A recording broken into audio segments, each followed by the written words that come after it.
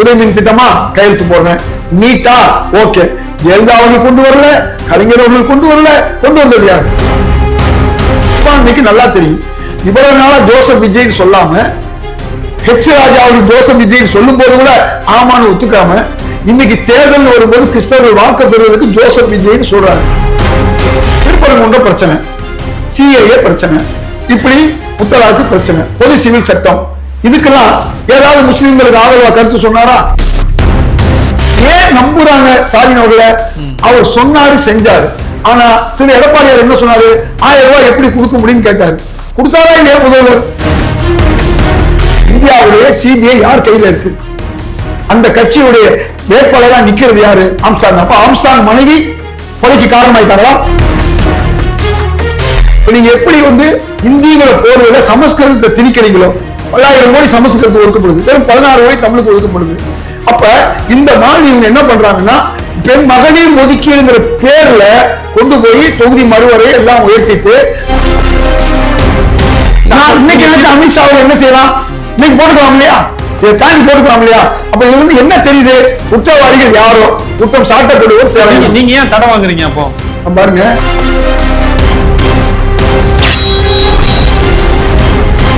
வணக்கம். நம்மோடு இன்று இணைந்திருப்பவர் தமிழ்நாடு காங்கிரஸ் மாநில துணைத் தலைவர் இதயாத்துல்லா அவர்கள். வணக்கம் சார். வாழ்த்துக்கள். வெஸ்ட் பெங்கால் அவங்க மம்தா பானர்ஜி அவர்கள் திமுக பிஜேபியோட கூட்டணி வச்சிருக்காங்க, காங்கிரஸும் பிஜேபியோட இணக்கமாக இருக்குது அப்படின்னு மிக காட்டமா பேசியிருந்தாங்க. இந்த 3 வரியுமே தப்பான வரி. அவங்க சொன்னதாக சொல்லப்பட்டு அவங்க சொல்லலைன்னு மறுத்துட்டாங்க. அதாவது எங்களுக்கு அதிகமான இன்னல்களையும் இடையூறுகளையும் பாஜக தருது, அந்த அளவுக்கு திமுகவுக்கு கொடுக்கலன்னு சொல்லி சொன்னதாகத்தான் செய்தி வந்துச்சு. செய்தி வந்துச்சு. ஆனா அதுவும் தவறுன்னு அவங்களுடைய உதவியாளர் சொல்லிட்டாங்க. யாருடைய உதவியாளர்? மம்தா பானர்ஜி அவருடைய உதவியாளர் சொல்லிட்டாங்க. அது ஒரு மறைமுகமான டாக்கா இருக்கலாம்ல, வாய்ப்பு இருக்குல்ல? இல்ல, எப்படி மக்களுக்கு தெரியும் இல்லையா? மக்கள் என்ன நினைப்பாங்க? மம்தா பானர்ஜி அவர்கள் சொன்னதாக முதல் நாள் பொய் சொன்னாங்க இல்லையா? அந்த பொய்ய பிஜேபி தமிழ்நாட்டில் எவ்வளவு பொய்ய உருவாக்கிட்டு இருக்கு, அந்த மாதிரி ஒரு பொய் அது ஒண்ணுதான். அதனால நாம அதை பத்தி கவலைப்பட வேண்டியது. ஏன் இதெல்லாம் கனெக்ட் பண்றாங்க? இப்போ பிஜேபி கூட்டணி, மம்தா பானர்ஜி பேசினது, இதெல்லாம் ஏன் கனெக்ட் பண்றாங்கன்னா, ஏற்கனவே முஸ்லீம் அமைப்புகள் ஒரு சில அமைப்புகள் கே செல்வகுமார் அவர்களுக்கு எதிர்த்து ஒரு போராட்டம் பண்ணாங்க. அவர் நான் மோடியை தான் தலைவராக நான் ஏற்றிருக்கேன், ஆர்எஸ்எஸ் தான் என்னை வளர்த்துச்சு, அதனுடைய கொள்கைகள் தான் என்னுடைய தத்துவங்களை உருவாக்குச்சின்னு நிறைய சேனல்களுக்கு இன்டர்வியூ கொடுத்துருக்காரு. அவருக்கு ஒரு எம்எல்ஏ சீட்டும் கொடுத்துருக்காங்க. ஸோ இதை பத்தி நீங்க என்ன நத்தம் தொகுதி? ஆமா, அதையும் நான் சொல்லிடுறேன் உங்களுக்கு. நான் என்ன கேட்கிறேன், திமுக இருக்கக்கூடிய தலைவர் பூரா திமுக தலைவர்களா? ஆரம்பத்துல இருந்து அதிமுக வந்தவங்க இங்க 7 பேர் அமைச்சராக இருக்காங்க. காங்கிரஸ் இருக்கக்கூடிய தலைவர்கள்லாம் காங்கிரஸ்ல இருந்த தலைவர்களா? பல கட்சியில இருந்து வந்தவங்க தான் இன்னைக்கு வந்ததுனால நாங்க சீட்டு கொடுக்காம மொத்தமா காங்கிரஸ் தலைவராகவே ஆக்கியிருக்கோம், சிஎல்பி லீடராகவே ஆக்கியிருக்கோம். அதனால அவர்கள் முன்பு எந்த கட்சியில இருக்கலாம். ஒரு வரலாறு சொல்லிடுறேன். வீரேந்திர பட்டியல் ஒருத்தர் இருந்தார், இந்திரா காந்தியை எதிர்த்து சிக்மகளூர் ஊரில் நின்றார். அவர் நின்று தோத்து போயிட்டார். சில மாதங்கள்ல திருப்பி காங்கிரஸ்ல மந்திரியாவே ஆயிட்டார். அப்ப அது அல்ல, இன்னைக்கு அவர் யாருங்கிறதா முக்கியமோ இல்லையா, நேற்று அவர் யாரும் முக்கியம் இல்லை. இதுதான் உண்மை. இல்ல இப்ப எனக்கு மோடி தான் தலைவர்னு சொன்னா அப்போ கட்சி விட்டு தூக்கிடுவாங்களா? நீங்க சொன்னாரு, நீங்க ஆதாரம் காமிங்க. அவர் தெளிவா சொல்றாரு, நான் ஏற்கனவே ஒரு சாதி கட்சி தலைவர், எனக்கு சில தேவைகளை நாடி நான் அந்த கட்சிக்கு போயிருந்தேன், அவங்களோட இருந்தேன் நான், அவங்க தவறான ஒரு நெருங்கி நான் வெளியே வந்துட்டேன்னு அவரே சொல்லியிருக்காரு. இந்த 2 வாரமா அவர் அங்க பேசிக்கிட்டு இருக்காரு. யாரு? நீங்க சொல்லக்கூடிய வேட்பாளர். நான் ஆர்எஸ்எஸ் இல்ல, நான் இருந்தது இன்னைக்கு பாத்தீங்கன்னா பாஜகவோட எத்தனையோ காங்கிரஸ் தலைவர் இருக்காங்க, பாஜக காங்கிரஸுக்கு வந்தவங்க நிறைய இருக்காங்க. புரியுதா உங்களுக்கு? அதனால சிவசேனா காங்கிரஸுக்கு எதிரான கட்சி, கூட்டணி வைக்கும்போது சேர்த்து வைக்கலையா? அது மாதிரி திமுகவுக்கு எதிராக இருந்த பல கட்சிகள் இன்னைக்கு திமுக இல்லையா? 2021 எத்தனை கட்சிகள் திமுக கூட்டணிக்கு எதிராக இருந்தாங்க? அது இருக்கட்டும். 2016 காங்கிரஸ் திமுக மட்டும்தான் கூட்டணி. இன்னைக்கு நீங்க பல கட்சிகள் இருக்கு. நீங்க சொல்லக்கூடிய கம்யூனிஸ்ட் கட்சிகளோ திருமாவளவனோ அவங்க எங்க இருந்தாங்க? மக்களோட கூட்டணி இருந்தாங்க. இதெல்லாம் ஒரு சப்ஜெக்டே இல்ல.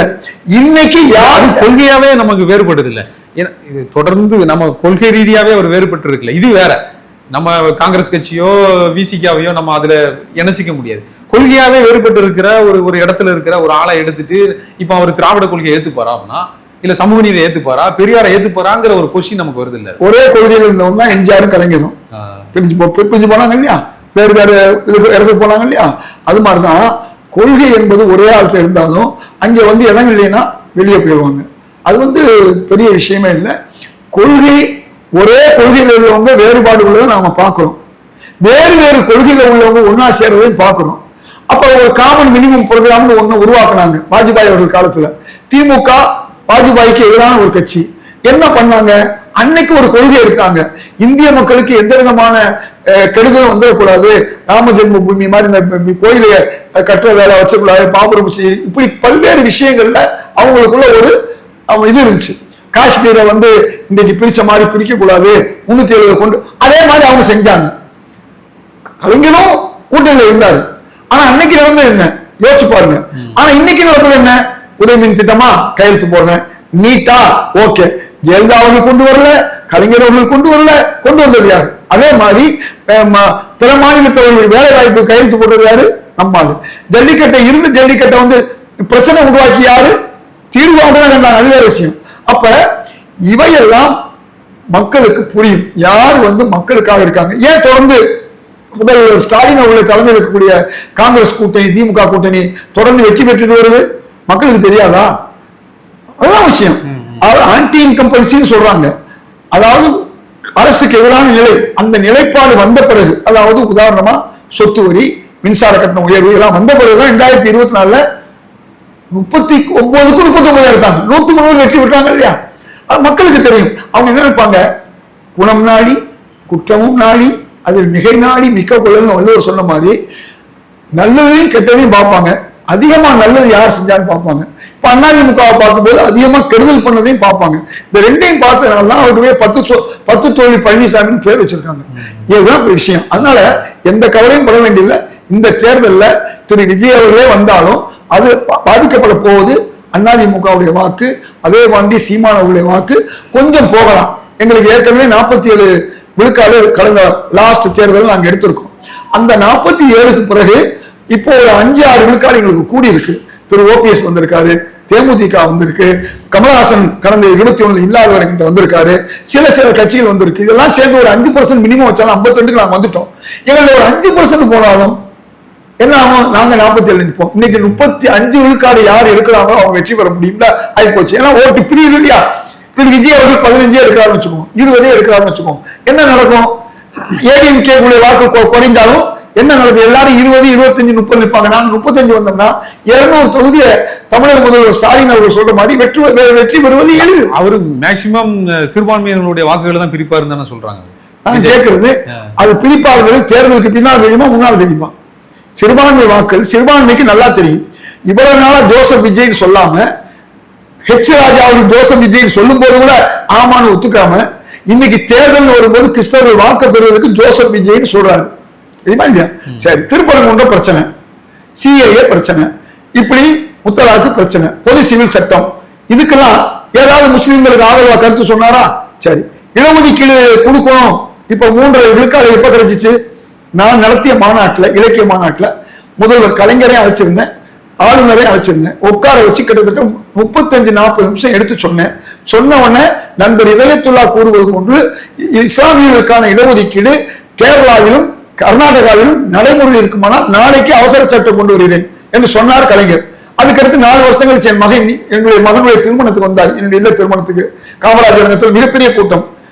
என்னை இதயத்துள்ள அழைத்தது மனவிழாவுக்கு அல்லது மாநாட்டுக்கான கேட்டுட்டு அவர் கேட்கக்கூடிய இந்த 3.5 விழுக்காட 5 ஆக்க சொல்றாரு. அது நிச்சயம் நடக்கும், நான் செய்வேன்னு சொன்னாரு. இப்படிப்பட்ட ஒரு தலைவர் தான் கலைஞர். நான் கேட்ட உலமா வாரியம் கொடுத்தாரு, நான் கேட்ட மகளிர் உதவும் சங்கம் கொடுத்தாரு, மகளிர் விடுதிகள் கொடுத்தாரு. அதே மாதிரி பல்வேறு விஷயங்கள், டாம்கோ கடன் உதவியில நீங்க இந்த அதிகப்படுத்தணும்னு கேட்டேன், கல்வி உதவித்தொகை அதிகப்படுத்தணும்னு கேட்ட கொடுத்தாரு. இந்த முதல்வர் நான் தொடர்ந்து வலியுறுத்திய ஹஜ் இல்லம் கொடுத்தாரு. என் பேர்ல அந்த உத்தரவை அரசு அமைச்சிருக்காங்க. அதே மாதிரி சிறைவாசல் விடுதலைக்கு 2 வருஷத்துக்கு முன்னாடி என் தலைமையில போராட்டம். நான் திமுகங்கிறதுக்காண்டி நாங்க போராட்டம் பண்ணாம இல்லை, திமுகவுக்கு ஒரு கவன ஈர்ப்பு போராட்டம் என் தலைமையில சர்வகட்சி கூட்டம் நடந்துச்சு. அந்த கூட்டத்துக்கு நான் எங்க கூட்டத்துடைய தீர்மானத்திற்கு பிறகு என்னை அமைச்சர் ரகுபதி அவர்கள் அழைத்து லிஸ்ட் கொடுங்க, விடுதலை செய்யலாம்னாரு. பாதி பேரை விடுதலை செஞ்சாரு, கொஞ்சம் பேருக்கு நீண்ட பரவல் கொடுத்தாரு. இப்ப இடையில நீதிமன்றம் அந்த நீண்ட பரவலை நிறுத்திச்சு 2 மாசத்துக்கு முன்ன. உடனடியாக நான் போய் திரு சிறைத்துறை அமைச்சர் ரகுபதி அவர்களை பார்த்தேன். அதே மாதிரி சிறைத்துறை செயலாளரை பார்த்தேன். அதே மாதிரி உள்துறை செயலாளர் தீரஜ்குமாரை பார்த்தேன். அதன் பிறகு துணை முதல்வர் உதயநிதி அவர்களையும் பார்த்தேன். அதே மாதிரி நடைபயிற்சியில நாங்க ஒன்னா நடக்கும்போது தமிழக முதல்வருக்கு எடுத்து சொன்னேன். உடனே அடுத்த 2 நாள்லயே அவர்களுக்கு தொடர் பரவல் கிடைச்சிருச்சு. இப்படி தொடர்ந்து நான் பொதுமக்களுக்கு மட்டும் இல்ல, என் சமூக மக்களுக்கு செய்யறேன். இப்ப 37 வயசு வரை தான் குரூப் எழுத முடியும். 4 நான் போராடிக்கிட்டு இருக்கேன். அதை 47 ஆக்குங்க, பிற மாநிலங்கள் இருக்க மாதிரி, அல்லது கலைஞர் இருந்த மாதிரி 40 ஆக்குன்னு கேட்டுக்கிட்டு இருக்கேன். நீட்ல வந்து 2.5% 4 வருஷமா நான் தொடர்ந்து கேட்டுக்கிட்டு இருக்கேன். அந்த அரசு 7 கொடுத்துட்டாங்க, அவங்க 10 கொடுத்துருக்கணும். ஆக இந்த 2 நாம கொடுப்போம் நான் கேட்டுக்கிட்டு இருக்கேன். இப்படி பொதுமக்கள் பிரச்சனை, துப்புரவு தொழிலாளர் பிரச்சனை, ஆசிரியர்களுடைய சம்பள பிரச்சனை, செவிலியர் பிரச்சனை, எல்லா பிரச்சனையும் காங்கிரஸ் சார்பாக நான் போய்கிட்டு இருக்கேன். அதனால நான் என்ன கேட்கிறேன்னா, பதவியில இருந்துதான் இதையெல்லாம் செய்யணுங்கிற அவசியம் இல்லை. அதனால இந்த தேர்தலை பொறுத்தவரை மாண்புமிகு ஸ்டாலின் அவருடைய திட்டங்கள், அவர் சொன்னார் பாருங்க, சூப்பர் ஸ்டார். உங்களுக்கு அதையும் சொல்லிக்கிறேன். உங்களுக்கு ஒரு எலைட் ஸ்டார்ங்கிறது என்ன? இல்லம் தேடி மருத்துவம், இல்லம் தேடி கல்வி. ஒரு அல்டிமேட் ஸ்டார்ங்கிறது என்ன? அதே மாதிரி உங்களுக்கு காலை உணவு திட்டம். அதே மாதிரி உங்களுக்கு ஒரு சுப்ரீம் ஸ்டார்னு சொன்னா உங்க கல்வி கொடுக்குறாங்க. அதாவது தாழ்த்தப்பட்ட மக்கள், சிறுபான்மை மக்கள் உள்ளிட்ட அத்தனை பேருக்கு வெளிநாட்டில் போய் 30 லட்சம் ரூபாய் செலவு பண்றாங்க ஒரு நபருக்கு. இப்படி கல்வி கொடுக்குறாங்க. இப்ப அதே மாதிரி உங்களுக்கு 2000 ரூபாய் திட்டம் கொடுத்துருக்காங்க, மகளிர் உரிமை தொகை. இதெல்லாம் சுப்ரீம் ஸ்டார். இப்ப சூப்பர் ஸ்டாரே ஒன்று அனௌன்ஸ் பண்ணியிருக்காரு. சூப்பர் ஸ்டார்னா என்ன? 8000 ரூபாய் உதவி. அப்ப இது போன்று இந்த மக்களுக்கு ஏன் நம்புறாங்க ஸ்டாலின் அவர்களை? அவர் சொன்னாரு, செஞ்சாரு. ஆனா திரு எடப்பாடியார் என்ன சொன்னாரு? 1000 ரூபாய் எப்படி கொடுக்க முடியும்னு கேட்டாரு. கொடுத்தாரா இல்லையா முதல்வர்? புரியுதா உங்களுக்கு? இப்படி பல காரியங்களை அவரு சொன்னதையும் செய்தாரு, சொல்லாதையும் செய்தாரு. அதனால முதல்வர் அவர்கள் வெற்றி பெறுவார்கள். காங்கிரஸ் அவருக்கு தொலை நீக்கிறது. ராகுல் காந்தி மட்டுமல்ல, கார்கே போன்றவர்களும் அவருக்கு தொலை நீக்கிறார்கள். ஆம்ஸ்ட்ராங் கொலை வழக்கை சிபிஐக்கு இன்னும் மாத்தல அப்படின்னு அவங்க பொற்கொடியவர்கள் சொல்லிட்டு, அவங்க ஒய்ஃபும் சொல்றாங்க, ஆம்ஸ்ட்ராங் அவர்களுடைய தாயாரும் சொல்றாங்க. நீங்க உச்ச நீதிமன்றம், உயர் நீதிமன்றம் வரைக்கும் நீங்க போய் சிபிஐ வழக்கு நீங்க போட வேண்டாம் அப்படின்னு ஏன் தடை வாங்கினீங்க? எனக்கு முதல்வர் மேல சந்தேகமா இருக்கு, ஏன் முதல்வர் இதை செய்ய நடவடிக்கை எடுக்கலன்னு ஆம்ஸ்ட்ராங்கினுடைய தாயார் இன்றி கொடுக்குறாங்க. ஒரு தடை வாங்கினா ஒன்றிய அரசு என்ன செய்யுது? ஒன்றிய அரசு சப்போர்ட்ல அதிமுக, அந்த அதிமுக சப்போர்ட் தானே ஆம்ஸ்ட்ராங் மனைவி நிக்கிறாங்க. இன்னைக்கே செய்யலாம் இல்லையா? உண்மை நினைச்சா சில வழக்குகளை நீங்க நான் நினைக்கிற மாதிரி முடியாது. அதனுடைய ப்ராசஸ் எப்படின்னு தெரிஞ்சுக்கிட்டு தான் சிபிஐ இருந்தாலும் எடுக்க முடியும். இல்லைன்னா சிபிஐக்கு மூக்குடைப்பு ஏற்பட்டுரும். அதனால சிபிஐ ஒரு வழக்கு எடுத்தாங்க. இதே அண்ணாமலை, பாஜக, அதிமுக சேர்ந்து ஒரு கிறிஸ்தவ பள்ளியில வந்து அநியாயம் நடந்ததாக, மதமாற்றம் நடந்ததாக சொன்னாங்க. அதே சிபிஐக்கு போச்சு. நடந்தது என்ன? திமுக தான் நடக்கல, பாஜக தான் நடக்குது. உங்களுக்கு எல்லாமே பாத்தீங்கன்னு சொன்னா திமுக மேல நீங்க வந்து மாசு கற்பிக்கலாம், திமுக மேல நீங்க குற்றம் சாட்டலாம். ஆனா அவங்க அவங்க இல்லைன்னு குடும்பத்தில் உள்ளவங்களே கேட்கறாங்கல்ல, அவங்க தாயாரே கேட்கறாங்க. இப்ப அவங்க வேற கட்சி, இப்போ பிஜேபி கேட்டுச்சு இல்ல அதிமுக கேட்டுச்சுன்னா நமக்கு பரவாயில்ல, அவங்க தாயார் கேட்கறாங்க. எனக்கு பயமா இருக்கு. ஆம்ஸ்ட்ராங்கினுடைய தாயார் கேட்கறாங்க. இந்தியாவுடைய சிபிஐ யார் கையில இருக்கு? அந்த கட்சியுடைய வேட்பாளரா நிக்கிறது யாரு? ஆம்ஸ்ட்ராங். அப்ப ஆம்ஸ்ட்ராங் மனைவி கொலைக்கு காரணமாயிட்டாங்களா? உங்க கேள்வி. அப்ப ஆம்ஸ்ட்ராங் மனைவியை காப்பாற்றுவதற்காண்டி சிபிஐ உள்ள வராம இருக்கா? ஒரு மாநில அரசு சொன்னா சிபிஐ அதை தாண்டி வர முடியாதா? அமலாக்கத்துறை வர முடியாதா? எல்லா துறையும் அவங்க வந்து அந்த மாநில அரசுக்கு எதிராக வரும்போது ஏன் இதுல வரல? இப்ப இதுல இருந்து என்ன தெரியுது? ஆம்ஸ்ட்ராங் கொலை வழக்குல அதிமுக, பாஜக, ஆம்ஸ்ட்ராங்குடைய மனைவி காரணங்கிற மாதிரி உங்க கூற்றுல நான் சொல்லல, நீங்க சொல்றத பார்த்தா அப்படி தெரியுது. அது எப்படி நீங்க தான் சொல்றீங்க? சிபிஐ யார் கையில இருக்கு? திராவிட முன்னேற்ற கழக தலைவர் முதல்வர் ஸ்டாலின் கையில இருக்கா? யார் கையில இருக்கு? இன்னைக்கு அமித்ஷா அவர் என்ன செய்யலாம்? இன்னைக்கு போட்டுக்கலாம் இல்லையா? இதை தாண்டி போட்டுக்கலாம் இல்லையா? அப்ப இதுல இருந்து என்ன தெரியுது? குற்றவாளிகள் யாரோ, குற்றம் சாட்டப்படுவோர். நீங்க ஏன் தடை வாங்குறீங்க? அப்போ பாருங்க, தடை வாங்குறதுங்கிறது ஒரு அரசு ப்ராசஸ், வக்கீல் ப்ராசஸ். விட்டுற வேண்டியதானே? அப்பனா நீங்க இங்க வருங்க. அது சரி, அப்போ நம்ம மேல பிரச்சனை இல்ல, குற்றம் சரி விட்டுற வேண்டியது. இந்த கேள்வி கேட்டீங்கல்ல, அதுல நியாயம் இல்லையா? சிபிஐ வந்து இறங்கிக்க வேண்டியதுன்னு. அது நியாயம் இல்லைன்னு உங்களுக்கே தெரியும் வச்சுக்கோங்க. உதாரணமா அது நியாயமா இருக்கிறனால அமைதியா இருக்காங்க. இல்லைன்னா மாநில அரசுக்கு எதிராக இருக்கக்கூடிய பாஜக சும்மா இருக்குமா? அல்லது இன்னைக்கு திரு எடப்பாடி பழனிசாமி அவர்கள் தலைமைச் செயலரை மாத்து, காவல்துறையை மாத்தலாம் சொல்றாரு, மாத்த முடியாதா? இன்னைக்கு அவர் சொல்லி மாத்திருக்காங்க. இதெல்லாம் யோசிக்க வேணாமா? நமக்கு நேர யோசிச்சா திரு ஸ்டாலின் அவர்கள் நியாயமாகவும் நேர்மையாகவும் ஆட்சி நடத்துறாருங்கிறது மக்களுக்கு புரியுது. மக்கள் அவருக்கு ஆதரவளிக்கிறாங்க. இதுதான் உண்மை. மறைமுகமா பிஜேபி அரசு தொகுதி மறுவரையை கொண்டு வராங்க.